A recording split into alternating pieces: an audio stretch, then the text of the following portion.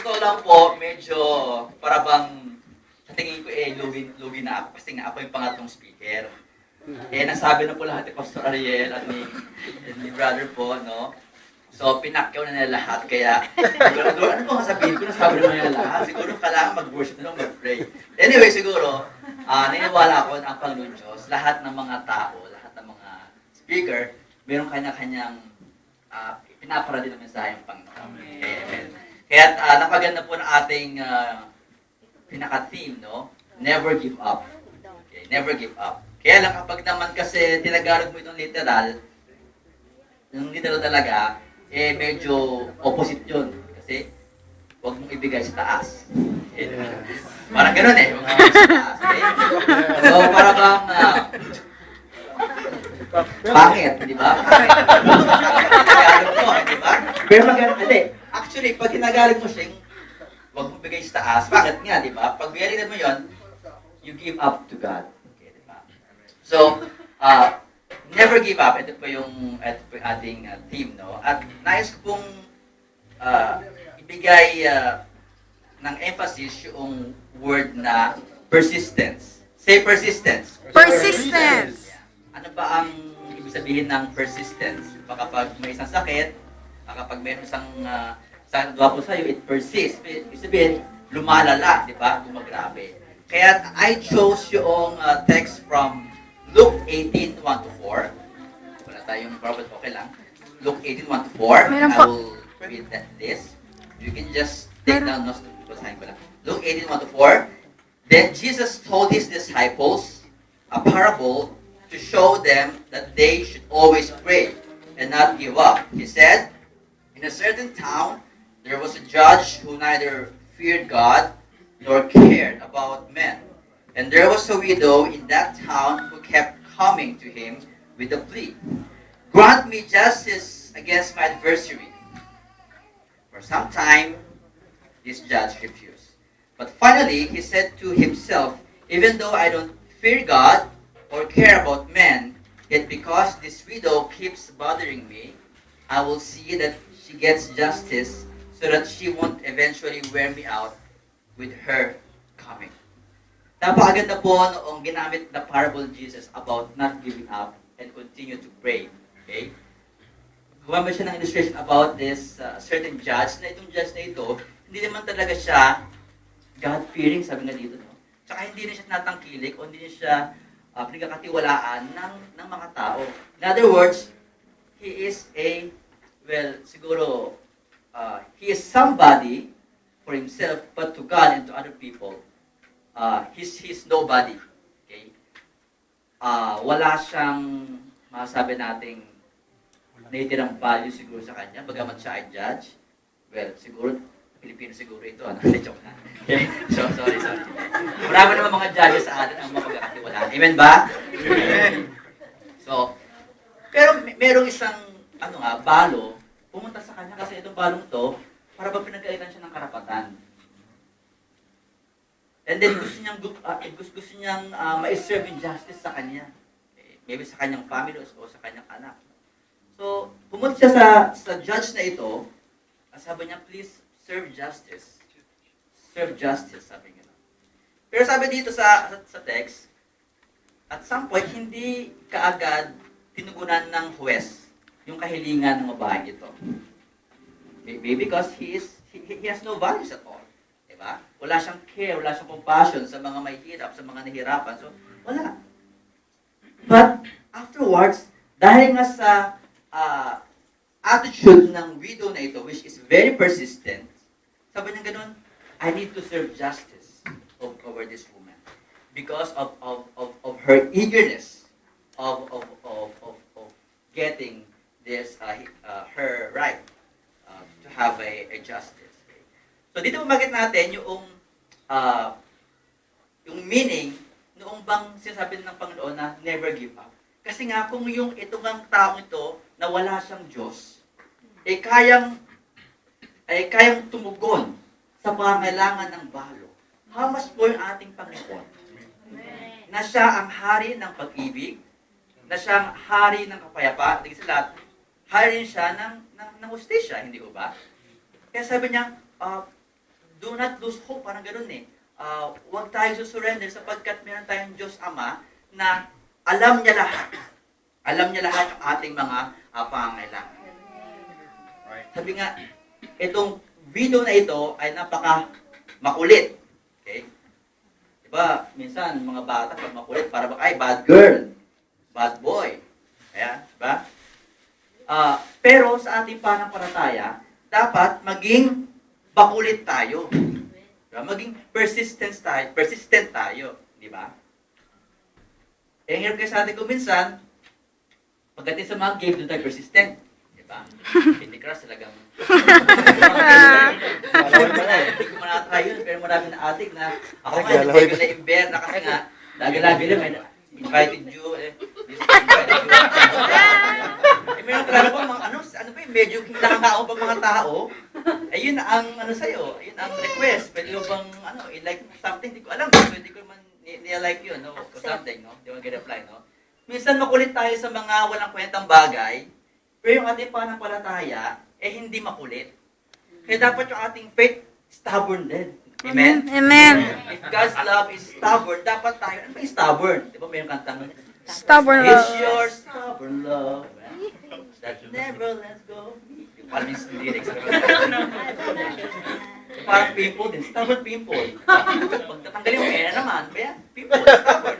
Dapat, kung ang faith, ang love ni Lord ay stubborn, dapat yung love din natin ay stubborn. Amen? Amen. Sabi ganun sa 1 Thessalonians 5:17, pray without ceasing. Okay? Manalangin tayo ng walang patid. Manalangin tayo ng walang puknat. Kaya nga tayo nasa prayer mountain. Actually, pwede natin gawin panalangin kahit sa bahay natin, di ba? But why do we go here? Because we want to know God more. We want to seek God's face. And maybe, mangyayari sa atin yung naging love story ng Pastor Ariel. Okay? So, pray without ceasing. Manalangin ng walang anilangan, manalangin ng walang tukna. Sabi nga kanina sabi ni Jesus, di ba? Ask, and it shall be given to you. Seek, and you will find. And knock, and the doors will be open unto you. Di ba? Madaling itindihin. Madaling kapisatin kasi ASK lang yun Ask, seek, and knock. Di ba? For whoever asks, finds. For whoever seek, finds. Whoever asks shall receive. Okay. Whoever seek, finds. Whoever knocks, the doors will be open unto you. So, ang Panginoon naman talaga, hindi naman siya talaga madamot. Diba? Pero bakit tayo, tataka lang ako, ba't yung mga kultong yayaman? Diba? Ito yung may mga basketball court pa. Tapos sa Pilipinas ngayon, tatayo yung Philippine Arena. The largest arena in the whole world. Pero hindi Christian, nag-pioneer nun sino? Ano? O, diba? Ayoko nang banggitin kasi baka ni-record pa. Pero bakit tayo mga Kristiyano? Sino pa yung Kristiyano? Parang tayo pa yung parabang kawawang-kawawa, parabang luging-lugi. Tapos parang naging tayo, bakit sila may ganito? Ang ganda-ganda ng sound system nila. Kompleto, alak-alak ng siba, samantalang kami, Lord, tunay kaming nananampalataya sa iyo. Pero bakit kami ganito, hindi ba? Well, let's ask the Lord. Amen. Hindi mo madamot ang Panginoon. Maya natin yung ang church na New Life or Diaspora, maya pagkat natin, mas malaki pa sa Yoido. Amen! Hallelujah! Posible sa Panginoon diba? Amen. Posible. Ang Panginoon, kung gustuhin niya, mangyayari at mangyayari yun. Okay, persistence. Pangalawa po, ay huwag natin kalimutan yung pag-asa. Say pag-asa. Pag-asa. O yung hope na natawag. Sabi sa Job 11:18, you will be secure because there's hope. You will look about and take your rest in safety. Hope. Hindi nyo ba alam na kaya tayo nabuhay? It's because of our hope. Amen. Hindi nyo ba alam na ang faith ni Paul, the reason why his faith lasts, is because of hope. Hope of what? that someday, God will come again. Amen. And sa kanya, pagbabasa natin sa kanyang, sa mga epistles, ang laging framework niya, ang laging laman ng kanyang isip, ay darating na ang Panginoong Kristo sa kanyang panahon. Pero na yun, namatay siya na wala pa rin si Jesus. So ano ibig sabihin nun? Because of his hope, because of his trust on God, his faith continued. Ang tanong, dumating ba si Jesus sa kanyang kapanahonan? Hindi, di ba? But because of that hope, nanatili siyang tapat hanggang wakas. Pero tayo minsan para bang naabangan natin, Lord, kailan ka mangyayari na maharap ko ang mahal ko sa buhay? Kailan kaya mangyayari na ako giginhawa sa buhay? Kailan ka mangyayari na ako ay makapunta sa ibang bansa, sa Amerika, sa Europe, ganun. Pero tayo umaasa, hindi ba?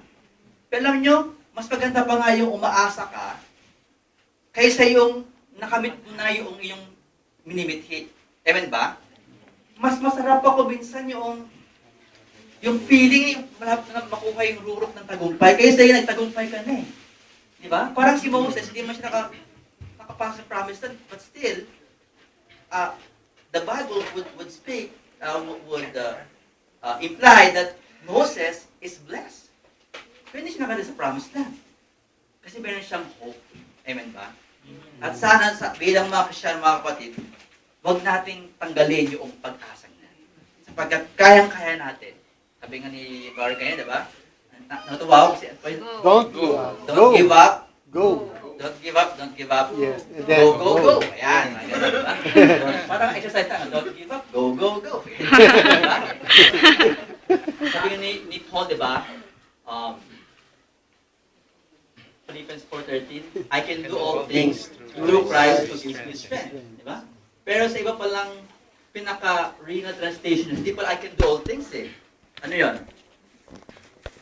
Sabi sa Greek, I can face all conditions through Christ who gives me strength. Kasi kung I can do all things, Superman ka na, kaya mo ba? Kaya bang gawin talagang lahat? No. Pero sabi ni Hans Paul, I can face all conditions. Sa lahat ng circumstances, whether in victory or whether we are in failure, in celebration or in our troubles in our life, God is with us. We can face all conditions. Amen. So sa lahat ng ating mga naranasan mga paghihirap, we can face all conditions. Why? Because God, Christ, gives us strength. Hindi ba? Pangatlo, may persistence tayo, may hope na tayo. Pangatlo, patience. Pero may nakalimutan ako sa hope eh. Balikan natin yung hope. Okay, balikan natin yung hope. Naalala ko, yung si Ezekiel. Kailan yung si Ezekiel? Diba si Ezekiel siya yung one of the great prophets ever. Diba? At si Ezekiel, parang meron siya naging vision about yung dry bones. Diba tandaan yung pinakit ng Panginoong Diyos, yung vision of maraming mga kalansay, di ba? Tapos, sabi ni Ezekiel, parang, ano gagawin ko dito? Mga kalansay na ito. Pakano mga kalansay na ito, di ba? Pero sabi, the Spirit of God will breathe on these bones. Then nangyari, because Ezekiel, parang illustration of, is more on prophesying the word of telling the word of God.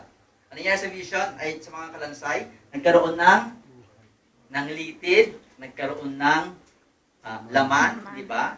At nagkaroon ng balat, di ba? Pero dito, forget natin na these are dead already. Sabi nga, habang may buhay, may pag-asa. Pero ito, patay na, may pag-asa pa rin. I'm not saying na yung mga patay na, pwede pa alangin, no? At sa langit, hindi ganon. But the point is, yung sinasabi dito na, kahit para sa point of, yung para bang, yung walang-wala na, meron pa rin parang pag-asa kahit konti. Amen ba? May pag-asa pa rin. Bakit? Dahil ang Diyos ang gumagalaw sa atin. If we allow God to work through us, and then these seemingly dry bones in our life, okay, shall resurrect once again. Okay? And then, pangatlo nga, parang kanina, yung patience. Ayan, di ba? Say patience. Patience. What do you mean by patience? Yung marami sa hospital, di ba? Dami sa Diba, Pasyente. may prayer nga eh. Sobrang gigil niya sa kanyang buhay, gigil niya sa mundo, sa kanyang asawa, na pasaway. Sabi niya sa Panginoon, Lord, please give me patience. And I need it now. Nagas niya, parang hindi. Pwede ba tumawa? Okay, nagas na niya, di ba? Mahalaga po mga kapatid yung tinatawag na pasensya. And Hindi pasyente. God wants us to have this transforming way. Say transforming way. Transforming way. Yung weight per se is not really negative. Kasi pag sabi mo nag-aantay, ano ba yan? Nakaka naman. Nakakailip naman. Pero God wants us to have this transforming way. While we are waiting, we are expecting, and we are working. Okay? Transforming weight, weight itself doesn't mean it is a passive. It's not passive at all. Okay? But it's active. Ito yung nasa Panginoon. Transforming weight, naghihintay tayo, pero may nangyayari. Di ba? Kapag halimbawa kayo pumapila sa bangko, o sa SS, o Meralco, whatever, di ba? Para maging productive ang iyong oras ang ginagawa mo. trabaho. Nagbabasa ka ng Facebook. Di ba? O nag-message ka sa Facebook, nag-text ka, o nag-counseling ka, kung sino man, about love life, etc., etc. May nangyayari, di ba? Na isa pang Diyos, mga kapatid, while we are waiting, okay, God expects us, okay, to do something. Okay? Hindi yung para bang tayo, Maranatha, Lord, Maranatha. Bumalik ka na, bumalik ka na. Nasa yugid lang, nasa kuweba lang, walang ginagawa. Ayaw ng Panginoon Diyos ng ganon. When we say, Lord, Maranatha, here we are working for the Lord. Amen? Amen. Actually, we are not working for the Lord. Mali yun. Ano dapat? God works through us. Mali yung Lord, nagtatrabaho kami sa iyo, para sa iyo. Hindi, mali. Lord, we know you are working through us. Okay. Para lang tayo mga host, diba, yun sa tubig. Daluyan lang tayo ng kapala. Amen. Kaya yung inaakala natin imposible, hindi naman talaga kasi nga, God will just use us. Diba? In many ways, in many forms, God will just use us. Kaya napansin natin, bakit yung mga iba, wala naman kalang sa music, kung may nag-base na. Amen? Brother Francis and si Brother George. Okay, di ba? Huwag nataka ka. Wala namang gift sa music. You just let them play and encourage them na for the Lord, gawin natin ito. Maya't nakatuto na. Bakit? Because they're just allowing God to work through them. Amen. Eh, walang mahirap. Amen. Eh, sabihin natin na, gusto ko mag-piano, kaya lang mahirap. Gusto ko kasing kumanta, kaya lang. Yung boses ko, pakyapo. Kaya namang piano. Keyboard, pakubaw. But wala na kasi sa Panginoon. Diba? Pero syempre, yung ganon, wag mo na kayo kumanta, okay? Huwag mo na kayo mag-lead. Matrain muna kayo. Yung munang inyong availability ang mahalaga. Amen. Bago yung inyong Ability. Gusto na lamang yung ability. When you are available to be trained, to be equipped, then God will give you that ability little by little. Amen. So, we allow God to work through us. And we allow ourselves to be patient and to have this transforming way. Okay? So, patience in the sense na, paano natin i-concretize yung patience na ito? Di ba? Kapag ikaw ay merong asawa na ayaw mo yung kanyang ugali. Ayaw mo yung kanyang ginagawa. Yung bang magtatanggal lang ng kanyang pinagdamitan, hindi pa ma-shoot dun sa laundry basket, hindi ba? Yung panty, ano pa, hindi ba i-shoot? Laki-laki naman ng ano. Diba? Yung bang mga simple bagay na yung pag lalagay ng toothpaste, sa toothbrush, pag-aawahin pa Saan mo dapat pisilin? Sa gitna ba o sa dulo? Di ba? Mag-aaway pa dahil lang doon. Ay, ano naman to? Pangsawa ko. Ano naman to? Mga atay doon?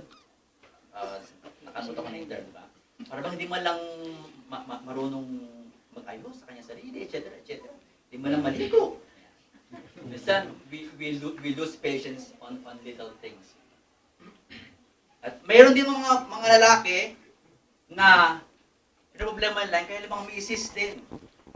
Okay? Doon sa kailang mga ugali na kailangan mga misis. Hindi nyo ba alam, mayroon mga battered husband? Kaya siguro mga battered wife lang ha. Tanungin niyo yung mga lalaki dito. Ganon. Kasi Iso? pag naghubad yung mga yan, may margarine, meron talagang ganun. Pero paano pa yung isamahan? Ang yung asawang, diba nagger. Diba? Lord, I need patience sa bahay. Ito pa siya ganito. Hindi siya kasama sa Proverbs. 31.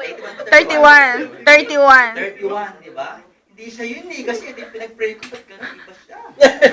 May level of difficulty. But we need patience. Sa mga pastoran, we need patience sa mga flock. Amen? Meron dyan, magsisimba. Kala mo talaga, genuine yung kanilang interes. Yung pala, mag-bet ng tosino. O kaya ng Lunisa. Embutido. Meron yan, galing pa ng Pilipinas, talagang nag-tourist lang para magbenta ng tosino. Pastor, bilhin nyo na yung tosino ko tsaka embutido. Manon lang yan isa. Pero pa sa inyo, manon dalawa. Diba? Magsisimba yan linggo-linggo. Pero, para bang, well, fine, pero dapat maging pagpasok sa iglesia, dapat kahit paano, diba, maging genuine yung ating, yung bang motive natin, hindi yung ibang mga dahilan. O, mga pastor, may mga ganon. Of course, we love them naman. Diba? Ano ba mga may simbahan? Meron dyan, pupunta sa simbahan, akala mo talaga, genuine interest. Talagang gusto mag-worship lead. Gusto matuto mag-gitara. Yun pala, mayroon titigahan. Maganda Kaya may asawa na ligaw mo pa rin. Amen ba? Amen. Marami pa. Bilang mga pastor, para bang, Lord, how can we handle these things? How can we handle these people? But because of love, and because of our faith and the patience God has given to us, we shall overcome, we shall endure. Sabagay, ako rin naman, alala ko, hindi ko mo talaga gustong maging Christian noon. Naingayo na ako dun sa pastor na nagtuturo mag-keyboard. Mahusad yung pastor nun kasi nga, yun yung style niya Sinimos na mag-keyboard. Ako. Pero I didn't know about Jesus. Kung meron man, siguro yung Jesus, for God so loved the world, pero wala naman talagang relationship, hindi ba? So, sige, keyboard. Hanggang sa gusto mo lang mapansin ka ng tao. Gusto maging leader, ganyan. But eventually, God will break you. Ito pala yun, ito pa yung kaloob mo sa akin. Amen. Sabi nga sa kanta the reason I live is to worship you. May iba naman, hindi yung miyembro ang problema Yung pastor ang problema. Ayun. Diba? Kung merong, iba sa tupa nga, merong nawawalan tupa at merong nagwawala. Yan. May mga pastor ganoon din, di ba? May mga nawawalan pastor at nagwawala. So how can you handle them? Di ba? Patience. Because yung pastor nangyayaan ay regalo ng Diyos sa iyo. Amen? Amen. Malas ko naman yung regalo sa akin. Alam niyo, baka naman kayo na ganyan. Kasi nga, may problema lang talaga siya. Di ba? You can see na para bang, bakit siya parang ganyan, hindi parang nakaka-bless. Eh baka naman hindi mo binibless. Ka-bless-bless yun. Sermon niya, di ba? Pakamurin naman. Eh baka naman hindi mo kasi binibless, baka naman nagugutom na hindi mo pa alam.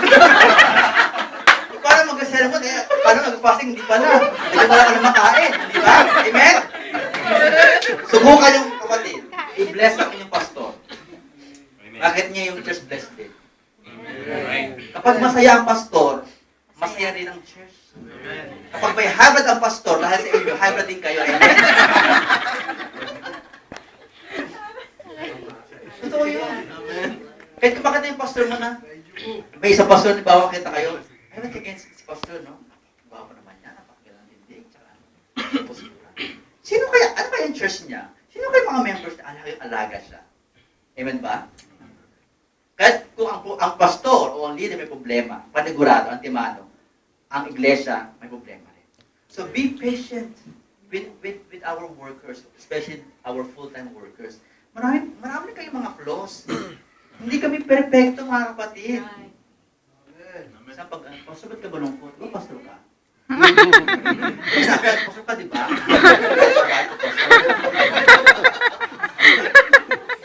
Hindi ba yung magalit? Eh, natural. Wala ka na kinakain. Magalit. Huwag sabihin na, hindi ako napakain ng church ko, ha? I am blessed with a Korean church. Of course, may mga hindi man perfecto. And I'm more blessed with our Filipino congregation. Amen. Bakit naman yun, di ba? Amen. So, be patient. Be patient with our members. Be patient with our pastors. And let's endure. Let's endure the hardship that we have. Ito seryoso, maybe 2 years ago, meron sa akin tumawag sa Pilipinas. Sabi ganon, ng isang kabataan, Pastor, willing ka ba pumunta sa isang international exposure? Text yun. Sabi ko, ay, sige sister, sige po. Maganda yan, bongga yan. Puntahan natin. International. Kahit naman Africa yan, sigong na rin. So, akala ko, sabi niya ganon, Pastor, marunong ba mag-gitara? Sabi ko, ay opo, kaya lang, hindi mo na ako kasing galing ng mga kabataan natin ngayon. Sakto lang. O sige, yun na nga, mag-ano tayo international exposure. So akala ko naman, itong international exposure to is mga 1 month o 3 weeks. Para bang worship, ano lang yan, no? Seminar or something. Sabi ko, umuo na ako. Ayun pala, isa ito pang matagalan, di ba? 1 year or beyond, gano'n. Yun pala yung pag-mission dito. Kukuha raw ng pastor na Pilipino at mag-start ng English service sa Korean church, ganyan-ganyan. So para bang, well, kahit na gano'n, masaya pa rin kasi abroad yun eh. Go! Yan. Kaya na ngayon, di apply ng visa, yung mga requirements, ganyan, excited, naka-top collar ka pa. Top collar sa mga pastor, puti, gano'n. Talagang para ipakita mo sa embassy na credible ka, hindi kayo pastor na lamang. Diba? Talagang nakatap call ka pa. Kaya sa amin sa UMC talagang kapag ordained minister, talaga namang required na mag-ano. No? So, to apply, ganyan. Pero bago yon, yung church na hinahawakan ko, laki ng tampo sa akin. Kasi nga, pastor, ba't naman kami iiwan? Alam mo naman kailangan ka dito, ganyan. Sabi ko, sister, kasi alam mo ba, kung saan dadalhin ng Panginoon, doon dapat tayo. Ako nga, nakasaya sa Marinduque, dami reklamo eh. Hindi ako contest, pero, di ba, sabi ko, ang aking PR, ang aking public, gano'n, sabi ko, kasi sana kung saan naman dalhin, pupunta ako. Payatas, pupunta ako, di ba? Marinduque, pupunta ka. Korea, hindi on, di ba? Lalo na Amerika. Joke lang. Di ba? So sabi ko, kailangan ko natin sumunod. Kasi, sabi nila gano'n, ano, pastor? O may isang pasabi, kasi bro, sabi gano'n, ang pag-mission naman, dapat talaga, totoong mission yan. Taga bang mission yan o ambisyon? Okay, ano ka na ngayon, di ba? Ganun na yung mga treatments sa'yo. Hindi taga bang go pa rin. Apply visa and everything. Kunin na yung visa o yung passport, Kita mo doon, I'm sorry sir, your visa is denied. You come back after 6 months. Ha? Bakit? Alam mo talagang sa loob ko noon, I was really broken. Yung gusto kong umiyak, pero walang pumapatak na luha. Okay? Kasi it's not of really going to abroad. Hindi yun eh. Yung bang ipangmukha sa'yo ng gobyerno ng Korea, they don't trust you. Amen? Ang hirap nun, di ba? Because Lord, nakakaya, napapaya ako ng Panginoon. Kasi akala ko pa naman, will mo to, yung pala hindi. Hindi, yung kasama kong Koreano ngayon na missionary sa Pilipinas, okay, let's fix this, ganyan. So, pumunta ngayon sa consul. Okay? And then, sabi ng consul, hindi na taga-pwede, ganyan. Kung gusto nyo, sa Korea kayo doon kayo sa immigration ng Korea mag-asikaso. Aba, ginawa nga ng Koreano, sabi gano'n, o sige, Jot, ito yung kailangan mong requirements na gawin, ganyan, ibigay, ganyan. Yan, dami-dami. Isang katutak, di ba? Daig pa EPS eh. Yung mga transcript record, yung bank certificate, and may utang pa ako sa seminaryo, kailangan bayaran pa para makakuha transcript record. Lord, parang hirap naman natin ito. Babayaran pa 11,000. Tapos, passport akin pa. Babayad visa ako rin. Ba't gano'n? Sabi ko, bakit yung iba naman mga Pilipinong sagot ng Korean, pero bakit ito ako ang sagot? Parang mali yata yun. And then, sabi ko, Lord, ayoko na. Suko na ako. Ayoko na. So, habang kinuumagahan, habang nakahiga ako, kailangan ko na sabihin yung mga papers. And then, umiyak ako, sabi ko, Lord, ayoko na talaga. Di na ako punta ng embassy. So, ko na ako. But there's still small voice na sabi niya, bumangon ka. Punta ka lang. Pero parang parang bang feeling ko, yung bang meron ka ng dilema o phobia, parang akita ka ng embassy o kaya takot ka lang.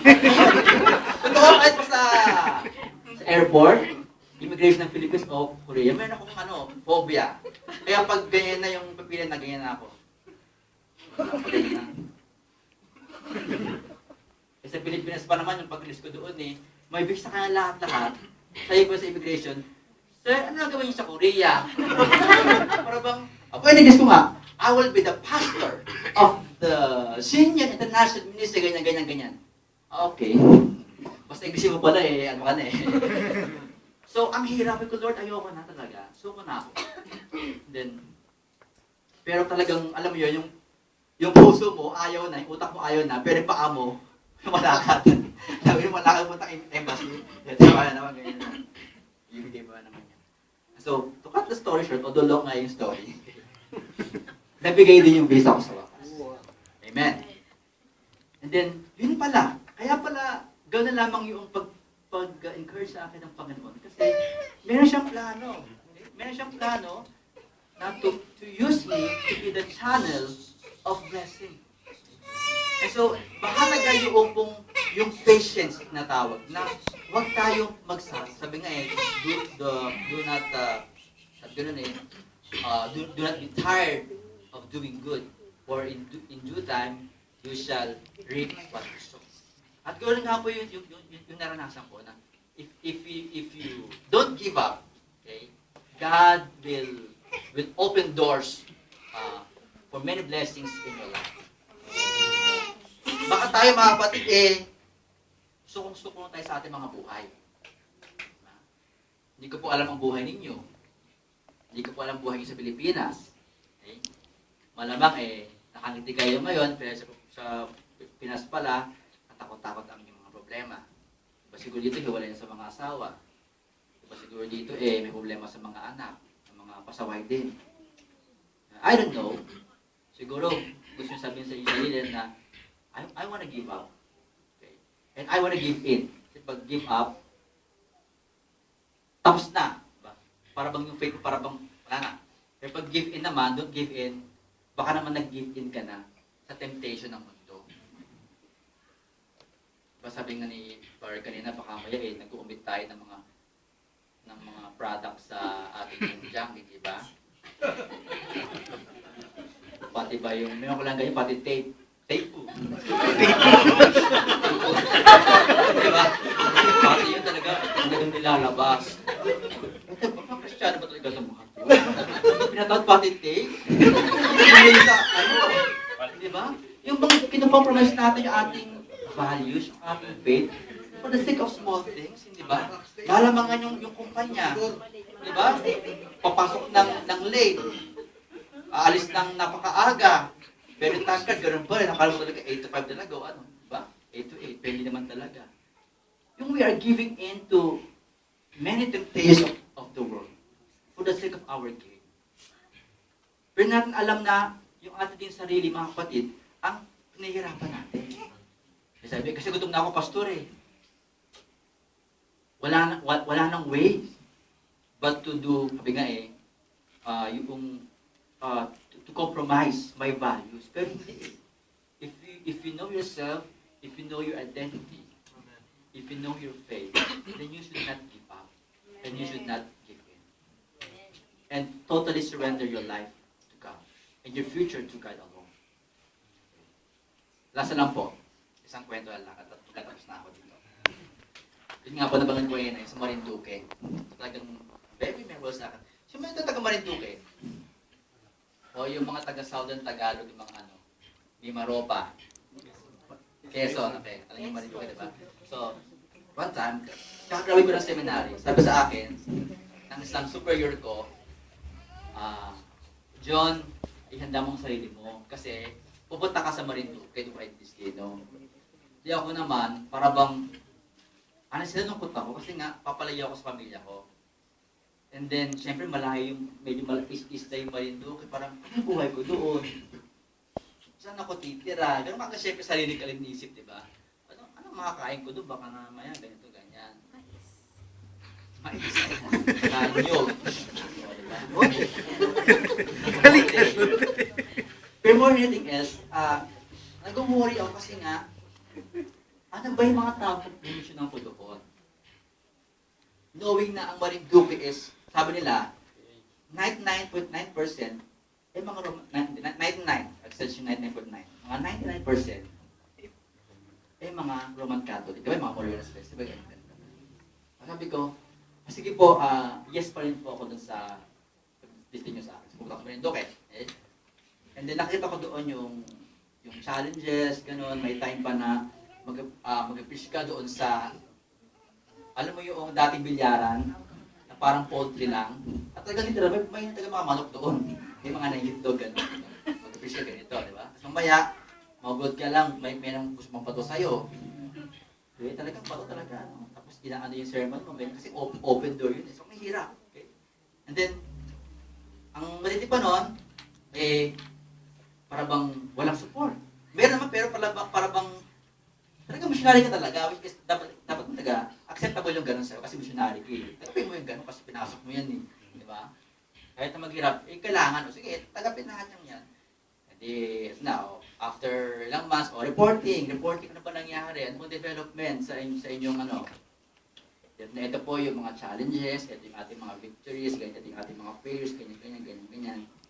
Then ito din po kasi kayo mga missionaries, ito po, medyo iba po sa ating mga missionaries po ay nagugutom, ganyan. So lahat yun, hindi transparent ako, sinabi ko.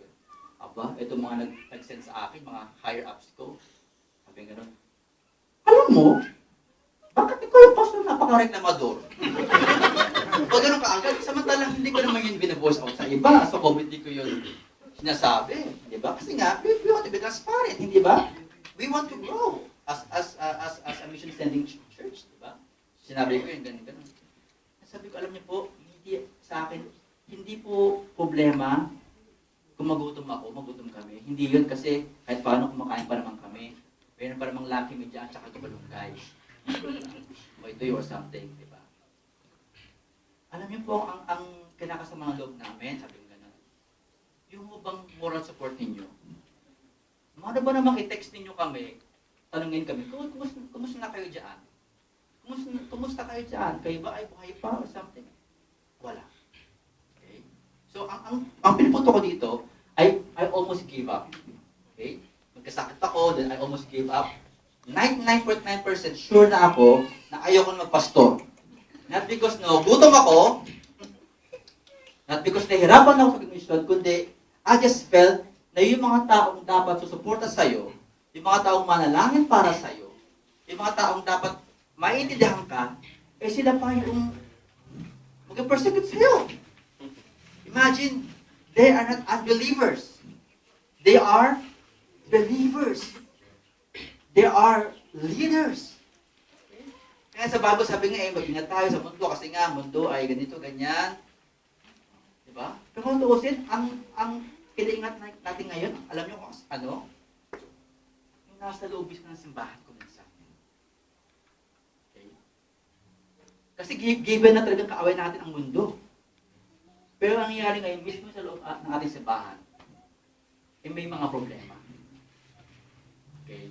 At sila mismo yung nagiging hadlang para sa ating growth or something. So 99% sabi ko sa friend ko,